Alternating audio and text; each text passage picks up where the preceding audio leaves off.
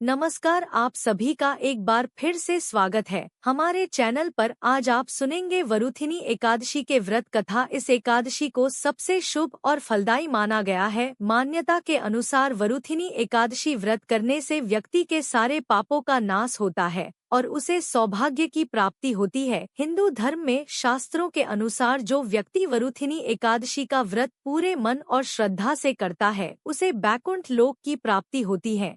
पूरे विधि विधान से वरुथिनी एकादशी करने वाले व्यक्ति के सारे पाप नष्ट हो जाते हैं। आइए सुनते हैं वरुथिनी एकादशी की व्रत कथा। प्राचीन काल में मादांता नाम का एक राजा नर्मदा नदी के तट पर राज करता था। वह अत्यंत दानी और तपस्वी था। राजा धार्मिक कार्यों और पूजा पाठ में लीन रहता था। एक बार जब राजा वन में तपस्या में लीन था तभी एक अनजान जंगली भालू आया और राजा के पैरों को चबाने लगा। राजा तनिक भी नहीं घबराए और अपनी तपस्या में लीन रहा, परंतु वो भालू राजा के पैर को चबाते हुए घसीटकर उसे ले जाने लगा। तब राजा ने तपस्या धर्म का पालन करते हुए बिना क्रोध करते हुए अपनी रक्षा के लिए भगवान विष्णु से प्रार्थना की। राजा की प्रार्थना सुनकर भगवान विष्णु वहां प्रकट हो गए और अपने चक्र से उन्होंने भालू का वध कर दिया और राजा को बचा लिया। राजा के पैर को भालू पहले ही चबा चुका था। जब राजा ने अपने पैरों की हालत देखी तो उसे अत्यंत पीड़ा हुई। वो अपने पैरों की हालत देखकर बहुत दुखी हुआ। अपने किसी भक्ति को देखकर भगवान विष्णु ने कहा है, वत्स तुम शोक ना करो, तुम मथुरा जाओ और वरुथिनी एकादशी का व्रत रखकर मेरे वराह अवतार की मूर्ति की पूजा करो। व्रत के प्रभाव से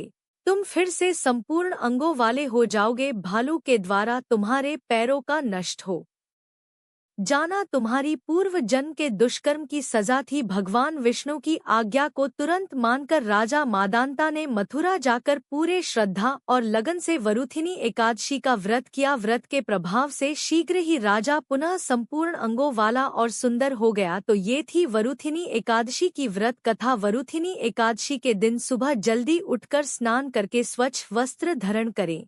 इसके बाद भगवान विष्णु की प्रतिमा को स्नान कारण उन्हें साफ सुथरे वस्त्र पहने। प्रतिमा को रखने वाली चौकी पर गंगाजल छिड़कर शुद्ध करें। इसके बाद भगवान विष्णु की अक्षत, दीपक आदि 16 सामग्री से पूजा करें। भगवान विष्णु को गढ़ पुष्प, तुलसी आदि अर्पित करें। व्रत के दिन भगवान विष्णु को भूख अवश्य लगती है। रात के समय भगवान विष्णु और देवी लक्ष्मी की पूजा करें। हिंदू मान्यताओं के अनुसार पीपल के पेड़ में भगवान विष्णु का वास होता है, इसलिए वरुथिनी एकादशी के दिन पीपल के पेड़ पर जल चढ़ाना बहुत शुभ माना जाता है। वरुथिनी एकादशी के दिन भगवान विष्णु को पीले फल, पीले रंग की मिठाई का भोग लगाना भी बहुत शुभ होता है। एकादशी के दिन भगवान विष्णु के साथ मां लक्ष्मी की पूजा करने से घर में सुख, समृद्धि और धन का आगमन होता है। जो भी व्यक्ति वरुथिनी एकादशी का व्रत पूरे सच्चे मन और श्रद्धा से करता है उसे मोक्ष की प्राप्ति होती है। तो यह थी आज की कथा। आपको यह कथा कैसी लगी कमेंट करके जरूर बताएं और साथ ही हमारे चैनल को सब्सक्राइब जरूर करें। जय श्री राधे।